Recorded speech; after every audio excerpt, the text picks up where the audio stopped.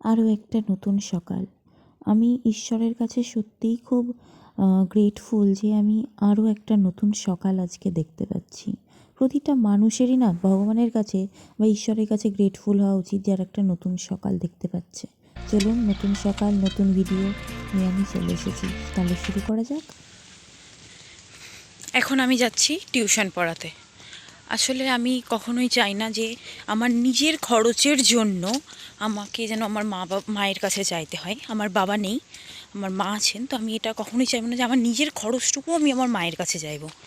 তো সেই জন্য ভাবি যে আমি যতটুকু যা পারি নিজের খরচটুকু যেন চালাই। আর আমি মনে করি যে প্রত্যেকটা মেয়ের নিজের স্বনির্ভর হওয়া উচিত। নিজের সামান্য জিনিসের জন্য, প্রয়োজনীয় জিনিস একটা টিপ কেনার জন্য যেন কারো কাছে টাকা চাইতে না হয়। তাছাড়া একটা জিনিস যে একটা সময় পর না কেউ কারো সাথ দিতে পারে না। নিজের মা বাবাও কিন্তু নিজের তোমার সাথ দিতে পারবে না যে তোমাকে সমস্ত বিষয়ে তোমাকে হেল্প করবে, তোমার পাশে থাকবে, এরকম কিন্তু কখনোই সম্ভব নয়। হ্যাঁ, হয়তো তোমাকে কিছুক্ষণ টাকা পয়সা দিয়ে সাহায্য করলো, কিন্তু মানুষের মানসিক যে শান্তি সেটা কিন্তু নিজের কাজের মাধ্যমেই একমাত্র সম্ভব। আমি যে শুধু টিউশন পড়াই সেটাই নয়, টিউশন পড়ানোর সাথে সাথে আমি বাড়ির অনেক কিছুতে সাহায্য করি, অনেক হেল্পও করি। যাই হোক, আপনাদের সাথে কথা বলতে বলতে আমি অনেকটা চলে এসেছি এবং আমার সামনেই যে বাড়িটা দেখছেন এই বাড়িটাতেই আমি পড়াতে যাই। এখানে আমার বেশি স্টুডেন্ট নেই, আমার দুজন স্টুডেন্ট আছে, আমি তাদেরকেই পড়াই। আর আমি চাই না যে বেশি স্টুডেন্ট পড়ালে কী হয় না, এটা তো ছোট বাচ্চা, বুঝতে পারবে না কি পড়াচ্ছি কি পড়াচ্ছি না, সেই জন্য আমি দুজনকেই পড়াই এখানে।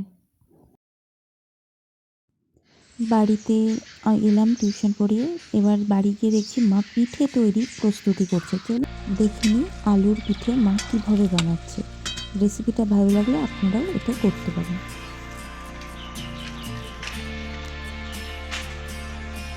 পিঠে দেখলেই কি মন ভরে আর না পেট ভরে?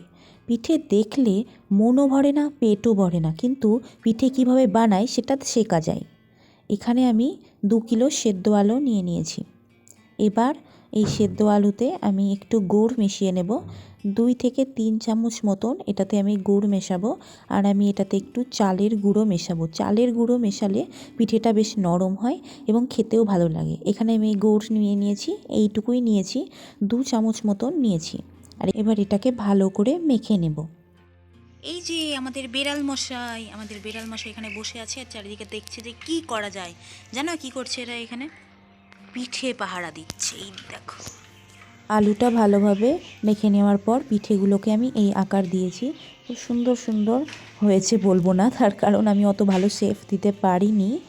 তো এবার আমি এই পিঠেগুলোকে নিয়ে যাব আমাদের রান্নাঘরে। মা অনেকগুলো গরম পিঠে তেল হয়েছে। আখায় দিয়ে দিয়েছে, এবার এটা তেলে দিয়ে ভাজা হবে। এগুলো একটা একটা করে দিয়ে দিতে হবে। একসাথে দিলে কী হবে, তেল ছিটকে যেতে পারে এবং এটা আমাদের গায়ে হাতে পায়ে পড়লে গা হাত পা পুড়ে যাবে। খুব সুন্দর লাগবে এই পিঠেগুলো খেতে। আমি তো ভাবছি যে আমি কখন খাবো। একটার পর একটা পিঠে দিয়েই যাচ্ছে আর আমি এক নাগাড়ে তাকিয়েই আছি। ও মাই গড, কখন হবে? এখন এই পিঠেগুলো তেলে ভাজা হবে। লাল হয়ে এলে, একটু একটু লালও হয়ে এসেছে, এবং আরও একটু এটাকে ভালোভাবে নাড়িয়ে নিতে হবে। এই যে এই কালারটা, হ্যাঁ, এইবার এই পিঠেগুলোকে আস্তে আস্তে তেল থেকে ছেঁকে তুলে নিতে হবে। আর একটু এটাকে মা বলছেন যে আর একটু ভাজতে হবে, তবে গা এটা তোলার মতন হবে। এবার এটা তোলা হয়ে গেছে। আগের কালারের থেকে এই কালারটা একটু ডিপ হয়েছে। হ্যাঁ, একটু একটু করে মা তুলে নিচ্ছে এবং এইভাবেই মা বাকি সব পিঠেগুলোকেও ভেজে নেবে। এগুলো দেখতে ঠিক ভাজার পর এই রকম হবে। দেখতে তো বেশ ভালো লাগছে। এবার এটাতে চিনির রসে মিশিয়ে দেওয়া হলো। আসলে আমি এই চিনির রসের ভিডিওটা বানাতে ভুলে গেছিলাম, তো সেই জন্য আমার বানানো হয়নি। আপনারা যতটা চিনি দেবেন তার ততটাই এখানে জলও মেশাতে হবে। বলেছিলাম কয়েকটা পিঠে আলাদাভাবে রাখতে, তার কারণ আমার শুকনো পিঠে খেতে খুব ভালো লাগে। ও মা, এত গরম না, এটাতে হাত দেওয়াই যাচ্ছে না, ভাবও বেরোচ্ছে। আমার মতন কারা শীতকালে পিঠে খেতে খুব ভালোবাসো কমেন্ট করে নিশ্চয়ই জানাবে। এবং পিঠেটা চিনির শিরার মধ্যে আমরা 1.5 ঘন্টা মতন রেখেছিলাম, তার ফলে এগুলো এরকমভাবে ফুলে গেছে। কাল সকালে নিশ্চয়ই এগুলো আরও সুন্দরভাবে ফুলে উঠবে। পিঠেতে বানানোর সময় একটা জিনিস মাথায় রাখতে হবে যে আলুটা যেন গরম অবস্থাতেই মেখে নেওয়া হয়, আর এবং সেটাতে চালের গুঁড়ো ব্যবহার করা হয়। চালের গুঁড়ো ব্যবহার করলে এই রকম শক্ত হবে, মানে দেখতে গোটা গোটাভাবে থাকবে এবং খাওয়ার টাইমে খুব নরম হবে, মানে মুখে দিলেই যেন মনে হবে মিলিয়ে নিয়ে। চলুন আপনাদেরকে পিঠেটা একটু কাট করে দেখাচ্ছি, তাহলে বুঝতে পারবেন যে এটা কতটা সফট হয়েছে। দেখেই মনে হচ্ছে কতটা ইয়াম্মি।